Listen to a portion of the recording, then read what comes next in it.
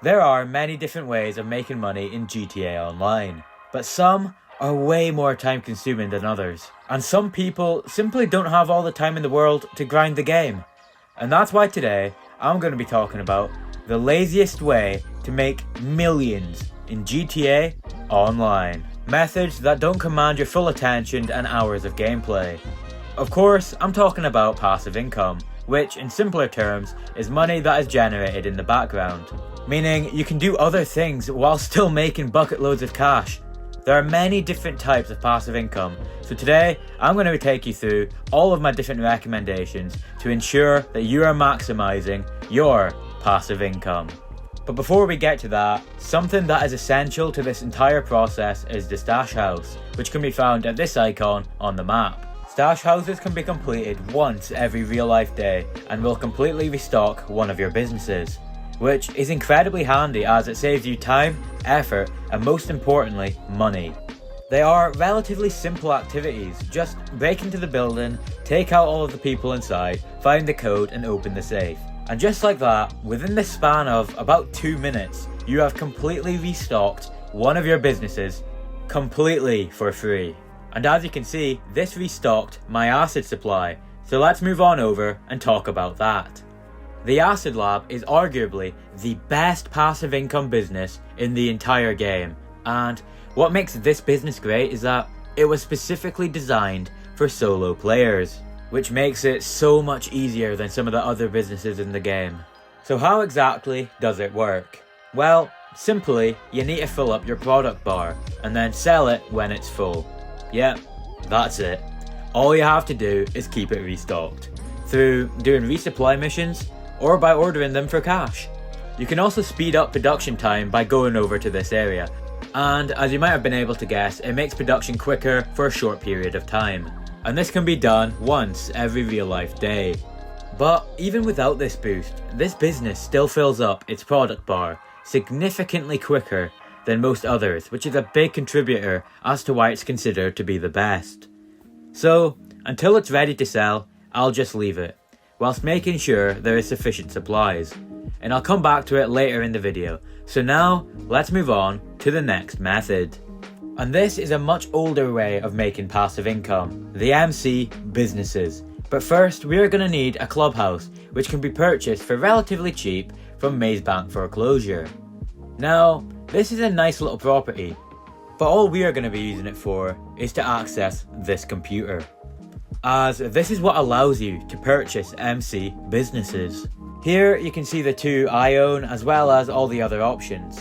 Now, there are a few different options and I recommend everything except from the document forgery office, as, to be honest, it's completely useless. The Coke Lockup is the best, with Meth Lab just behind it, followed by the Counterfeit Cash Factory, and lastly, the Weed Farm. Now, I own two of these businesses, being the Meth Lab and the Counterfeit Cash Factory. They all work pretty much identically to the Acid Lab. All you have to do is keep it supplied and you're good to go. The MC businesses have been hugely overlooked in my opinion, mostly due to their age, and just many other things being better at making money. But they did receive a buff to their income, and of course, most of the time, you can be completely inactive and still be generating that sweet, sweet passive income. And by accessing the computer, you can see where you can choose to either source or buy supplies, and unlike the Acid Lab, you can actually make these businesses more profitable and overall worthwhile by purchasing upgrades. I mostly recommend the staff and equipment upgrades, as they reduce the production time as well as increasing the overall value of the product. And something that is definitely worth noting is that by purchasing the car wash, you instantly increase the value of your Counterfeit Cash Factory by 35%, which is a huge chunk, and makes it outright better than the Meth Lab.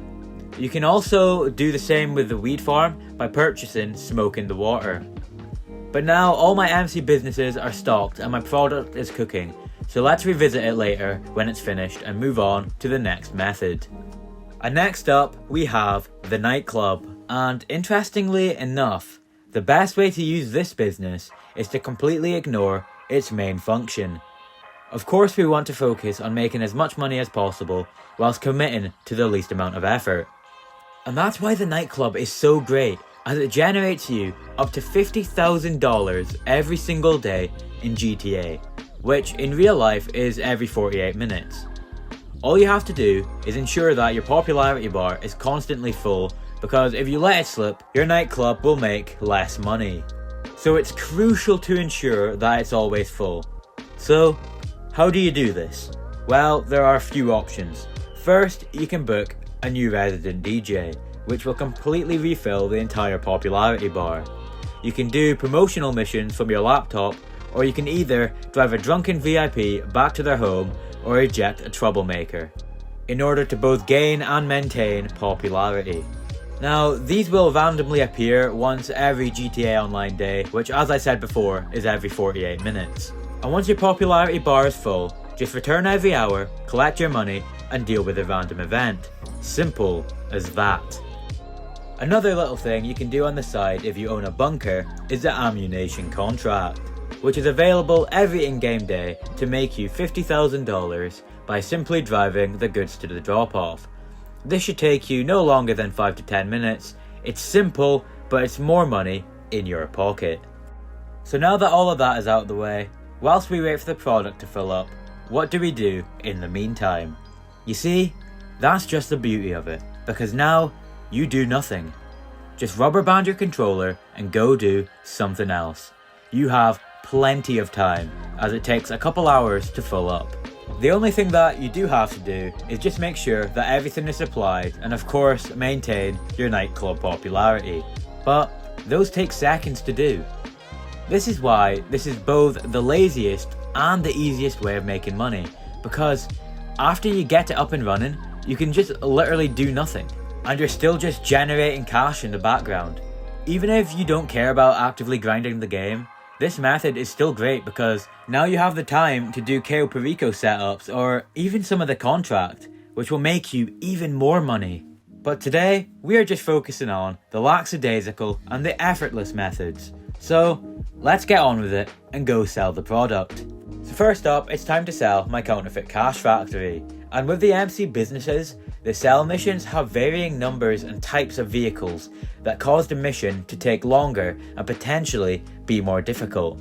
Luckily, I got the easiest one where you only have one truck and you simply drive it to a location, and by simply dropping it off at this location, I just got paid $490,000. Not bad, eh?